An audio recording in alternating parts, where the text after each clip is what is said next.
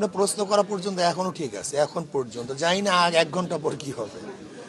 এখন পর্যন্ত আপনার সাথে প্রশ্ন এবং জবাব দেওয়ার কালীন অবস্থায় এখন পর্যন্ত এক বাক্স নীতিতে আমরা এখন পর্যন্ত ঠিক আছে।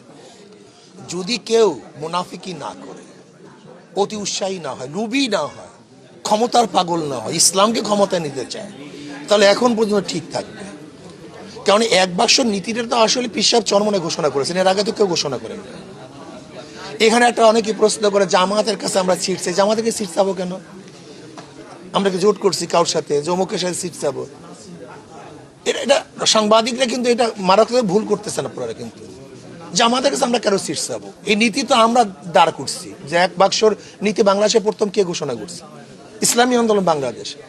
যদি কাউকে রাখে, কাউকে বেড়ে, কাউকে সিট দেয় না, তো প্রশ্ন আসবে ইসলামী আন্দোলন কাকে কত সিটটা দিবে কি দিবে না, যেহেতু এরা প্রথম সূচনা করেছে। কি কথা ঠিক না? কিন্তু এখানে তো কাউকে সিট দিবে না। এখানে আমরা সবাই সমঝোতার ভিত্তিতে সিট নেব, একটা অ্যালায়েন্স করব, যে যেখানে ভালো, যে যেখানে অবস্থান ভালো, সেখানে আমরা কিভাবে বলবো এত সিট এইরকম অ্যালায়েন্স তো আমরা করি নেই, এই জোটই তো আমরা করি নেই। সাথে এনসিপি জোট করবে, তা জামাত কার সাথে জোট করছে? একটা প্রশ্ন আছে কি নেই? জামাত যদি 8 দলের সাথে থাকে, তা এনসিপি এককভাবে জামাতের সাথে জোট করে কিভাবে? একটা প্রশ্ন নাই কি? যদি জামাতের সাথে এনসিপি করে, তা জামাত কার সাথে জোট করছে?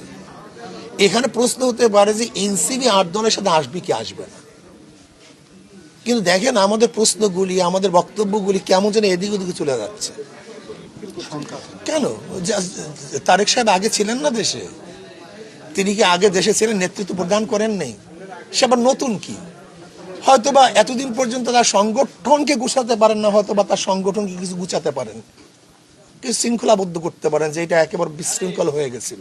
সেখানে অন্য জোটের উপরে, অন্য আন্দোলনের উপরে, অন্য রাজনীতির উপরে প্রভাব পড়বে কেন? হয়তোবা তার সংগঠন কিছুটা হয়তো মিনিমাস হতে পারে, কিছুটা হলো যা ভেঙ্গে চুরে গেছে সেটাকে সে অংশগ্রহণ করতে পারে। এটা আমি মনে করি যে আরো ভালো উচ্ছৃঙ্খল দলের মধ্যে কেউ থাকলে তারা শৃঙ্খল করবে, এটা আমরা ভালো মনে করি। আমরা মনে করি যারা আমরা নির্বাচনে অংশগ্রহণ করব কেউ